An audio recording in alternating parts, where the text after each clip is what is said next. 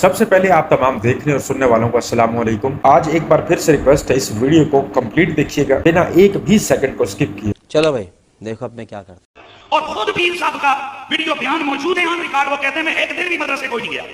میں جھاڑو بیچا کرتا تھا، میں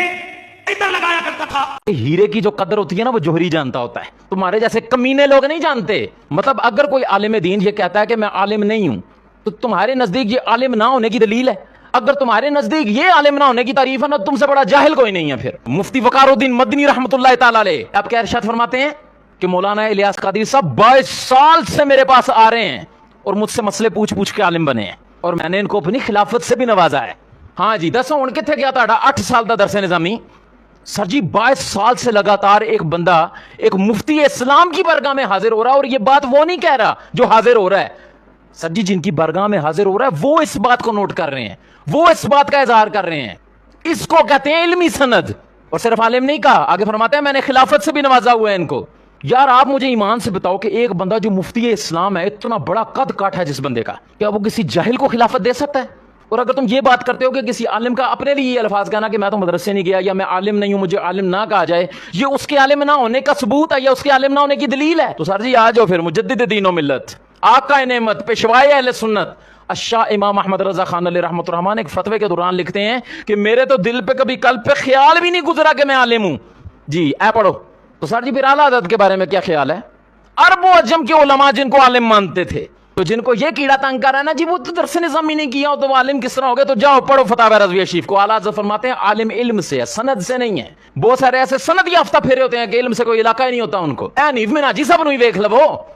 علم حدیث سے نہ آشنا، علم فقہ سے نہ آشنا، ہوائی گلاں کرنیاں۔ جناب مفتی نادر رضا قادری صاحب جس طرح سے ایک مفتی اور ایک عالم کا اپنے بارے میں کلیم کرنا کہ میں تو جاہل ہوں، مجھے پتہ ہی نہیں کسی چیز کا، میں اسکول سے بھاگا ہوں، مدرسے سے بھاگا ہوں، جب اس کا یہ کلیم کرنا اس بات کی ضمانت نہیں کہ وہ کوئی جاہل ہے، وہ کوئی عالم نہیں ہے، کیونکہ وہ اپنے بارے میں خود کلیم کر رہا ہے، تو یہ پھر اس بات کی بھی ضمانت نہیں کہ اگر ایک شخص آ کے بھری محفل کے اندر کافی لوگوں کے سامنے یہ کلیم کرتا ہے کہ یار میں ایک جاہل آدمی ہوں، دیکھیں مجھ سے اتنی ایکسپیکٹیشن مت رکھیں، مجھے کسی چیز کا علم نہیں ہے، کیونکہ میں تو 20-22 سال لوگوں سے پوچھ پاچھ کے جو ہے وہ تھوڑا بہت نالج اکٹھا کیے، تو میں ایک پراپر عالم مفتی نہیں ہوں، تو یہ بھی اس بات کی ضمانت نہیں ہے کہ وہ بہت بڑا عالم ہوگا، بھائی بہت بڑا مجدد ہوگا۔ کیوں؟ کیونکہ وہ خود کے بارے میں کلیم کر رہا ہے کہ میں جاہل ہوں، ان پڑھ ہوں، تو یہ دلیل ہے بہت بڑی کہ وہ بہت بڑا علم والا، کیونکہ جب کسی کے پاس بہت زیادہ علم آ جاتا ہے تو وہ خود کو ایک جاہل ڈکلیئر کرتا ہے کہ میں ان پڑھ سے بنتا ہوں، میرے پاس اتنا نالج نہیں ہے، فلاں کے پاس ہے، فلاں کے پاس ہے، تو یہ بھی ضمانت اس بات کی نہیں کہ وہ بہت بڑا مفتی اور بہت بڑا عالم ہوگا۔ اور دوسرے نمبر پہ ابھی الیاس قادری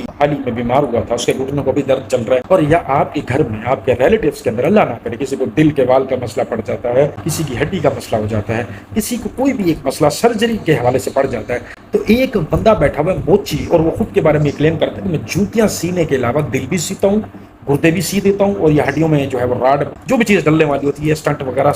سب ڈال دیتا ہوں۔ تو اس کے لیے میرے پاس جو ہے وہ تجربہ یہ ہے کہ میں 20-25 سال ٹی وی دیکھتا رہ گیا ہوں، اخبار پڑھتا رہ گیا ہوں، اور ڈاکٹروں کے جو ہے وہ کلینک کے باہر کھڑا ہو کے ان سے مشورے کیے ہیں، یا ان کے وارڈ کے اندر جا کے ان سے مشورے کرتا رہ گیا ہوں، پوچھتا رہ گیا سارے مسئلیت میں نے ان سے پوچھی ہے کہ کتنے ٹانکے لگانے، کتنا چیرا لگانا ہے، کتنی دیر تک جو ہے وہ بندے کو بیہوش رکھنا ہے، اینستھیزیا دے کے بیہوش کرنا ہے یا سر پہ ہتھوڑی مار کے بیہوش کرنا ہے آپریشن کرتے ٹائم، یہ سارا کچھ میں نے پوچھا ہوا ہے۔ تو اس لہٰذا آپ مجھے پیسے دیں، میرے پاس آئیں، میں آپ کا جو ہے وہ جان کا علاج کروں گا۔ تو کیا آپ یا آپ سے جڑا کوئی رشتہ دار یا الیاس قادری یا ان سے جڑا کوئی رشتہ دار وہ ایسے جاہل بندے کے پاس جا کے وہ اپنا دل، گردے، دماغ یا ہڈی وڈی کا کوئی آپریشن یا کھلوائے گا جا کے؟ اس کے لیے آپ کو ڈگریاں چاہیے، ایکسپیرینس چاہیے، کیونکہ وہ جان کا معاملہ ہے۔ تو ادھر جو نبی پاک صلی اللہ علیہ وسلم کی محنت اور اتنی مشقت اور مشکلات اور شہادتوں کے بعد جو دین اسلام ہمیں ملا ہے، کیا وہ اتنا ایک مجبور اور کمزور ہے کہ اس کے لیے کوئی بندہ تھرڈ کلاس آ کے آج بول دے 30 سال کے ایکسپیرینس سے پوچھ پاچھ کے؟ تو ہمیں ایمان کے بدلے اس پر یقین کر لینا چاہیے۔ جان کے بدلی ڈگریاں اور ایمان کے بدلی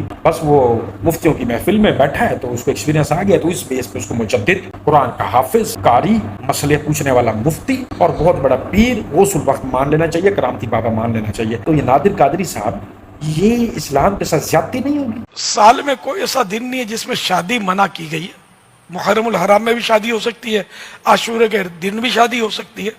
غلط فہمیاں ہیں لوگوں میں۔ البتہ یہ کہ اب اگر ان دنوں میں شادی کرے گا تو لوگ بک بک کریں اور برا بھلا کہیں، خاندان میں فساد ہو، تو اس وجہ سے اگر کوئی شادی نہیں کرتا تو مجرم نہیں ہے۔ البتہ اگر ان دنوں میں شادی کو ناجائز سمجھتا ہے تو گناہگار ہوگا۔ کہ یوں شریعت پر اس نے افترا کیا، تہمت باندھی کہ شریعت نے جس کام کو حلال رکھا اس نے اس کو ناجائز کیوں کہا۔ اب الیاس قادری کی یہ بات، یہ ویڈیو ان کے مجدد ہونے، ان کے ولی ہونے، ان کے غوث الوقت ہونے، بہت بڑے عالم اور مفتی ہونے کی ضمانت ہے۔ نبی پاک صلی اللہ علیہ وآلہ وسلم کے گھرانے کو یعنی اہل بیت کو جس دن شہید کیا گیا اپنی جھوٹی عزت اور حوصلہ افزائی کے لیے، اپنی امپائر کو بچانے کے لیے، اپنی کرسی کو بچانے کے لیے جو پالیٹکس کھیلا گیا آپ علیہ السلام کے گھرانے کے ساتھ، اور ان کو اسلام ہی کے نام پہ اللہ اکبر کی صدا لگا کے شہید کر دیا گیا، اتنا ظلم کیا گیا پیغمبر کی اولاد کے ساتھ، اس دن کو آپ شادی کر سکتے ہیں، شہنائی بجوا سکتے ہیں، ڈھول ڈھمکے کر سکتے ہیں، کیونکہ یہ شادیوں کے رواج ہے۔ اب یہ کوئی کہے کہ ہم تو شادی اگر کرتے ہیں بریلوی تو ہم ڈھول ڈھمکے نہیں کرتے، خوشی کا عالم تو ہوتا ہے، کوئی غم کا ماتم والا دن تو نہیں ہوتا نا کہ لڑکی والے رو رہے ہوں کہ ہائے ہم بیٹی بھی آ رہے ہیں، لڑکے والے کہہ رہے ہوں کہ ہم شادی کر رہے ہیں۔ بہت بڑا ماتم کا دن ہے بھائی، خوشی کا دن ہوتا ہے، اس میں چاہے آپ نعت پڑھ رہے ہو، قصیدے پڑھ رہے ہو، کھانا چلا رہے ہو، خوشیوں کا ماحول ہے، رقص ہو رہا ہے، ڈھول ڈھمکے ہو رہے ہیں، یہ تمام کام اس دن یا اس مہینے میں کرنا جائز ہے جس مہینے کے اندر معصوموں کو ناحق قتل کیا گیا اسلام کے نام پہ، جن کے در کا، جن کے گھر کا اسلام تھا، جو جنتی نوجوانوں کے سردار ہیں، ان کو شہید کیا گیا اسلام کے نام پہ اسی دن، شورا کے دن، محرم الحرام کے مہینے میں۔ یہ دین اسلام ہے اور شریعت اس چیز کی اجازت دے رہی ہے بقول الیاس قادری رحمۃ اللہ علیہ کی، اور ان کی بات پہ اس وجہ سے بس یقین کر لینا چاہیے کیوں، کیونکہ یہ 20-22 سال مفتیوں کے، عالموں کی صحبت میں بیٹھے ہیں، تو جو یہ کہہ رہے ہیں سچ کہہ رہے ہیں، کیونکہ انہوں نے تمام مسئلے پوچھے۔ بات پھر وہی آگے، جان کی بدلی ڈگریاں ایکسپیرینس، اور دین کی بدلی ایسے کی تیسی رگڑا لگا دینا، جہاں جس کا دل کرے رگڑا لگاؤ، کیونکہ پوچھنے والا تو کوئی ہے نہیں، روزہ قیامت میں دیکھا جائے گا کیا ہوتا ہے کیا نہیں ہوتا۔ تو آپ کا ان تمام چیزوں کے بارے میں کیا اوپینین ہے کمنٹ سیکشن میں ضرور شیئر کیجیے گا۔ مزارات پر حاجت مانگنے کے لیے نہیں جانا چاہیے کہ ہم گولڈے شریف جائیں گے جناب، ہم پیر میر علی شاہ صاحب سے یہ حاجت مانگیں گے، بغداد شریف جائیں گے تو غوث پاک سے یہ مانگیں گے، پیر صاحب سے مانگنا،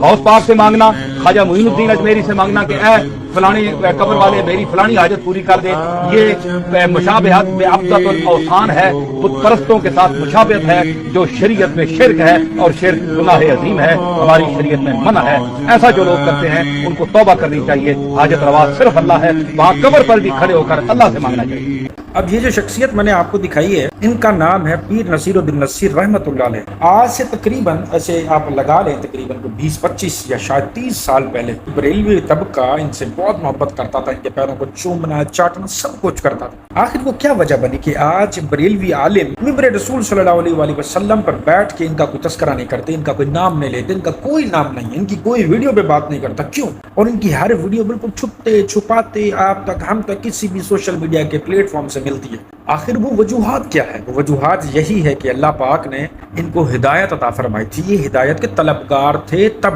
کہ انہوں نے علی الاعلان یہ بات کی کہ غوث الوقت ہے کوئی، غوث الپاک ہے کوئی، پیر مہر علی شاہ ہے کوئی، داتا صاحب ہے کوئی، جو مرضی کوئی پیر ہے، ان کی عزت احترام کرتے ہیں کہ وہ اللہ کے نیک لوگ تھے، توحید پرست تھے۔ لیکن اگر آپ اس غرض سے ان کے مزار پہ گئے ہو کہ بچہ چاہیے، دولت چاہیے، گھر چاہیے، فلاں چاہیے، ہماری یہ مشکل ہے، ہماری یہ حاجت ہے، اس کو پورا کروا دیں، جب وہ اپنی مدد نہیں کر سکتے تو وہ آپ کی بھی نہیں کر سکتے۔ اگر وہ اپنی مدد کر سکتے ہوتے تو یہ دنیا میں جھگڑا ہی ختم ہوتا، وہ زندہ ہو کے نکل کر باہر آتے، علی الاعلان کہتے کہ دیکھو جی ہم زندہ ہو کر آگے، ہم اپنے آپ کو بھی زندہ کر سکتے ہیں، ہم اپنے مرید کو بھی، مرے ہوئے کو زندہ کر سکتے ہیں، ان کے گناہ بخشوا سکتے ہیں، whatever کچھ بھی کر سکتے ہیں۔ ایک مزار والا یہاں پر ہماری مدد نہیں کر سکتا جب تک ہم مال نہ لگوائیں، ان کی مزاریں نہیں چل سکتی جب تک ہم مال نہ لگوائیں، تو وہ جو جہاں پر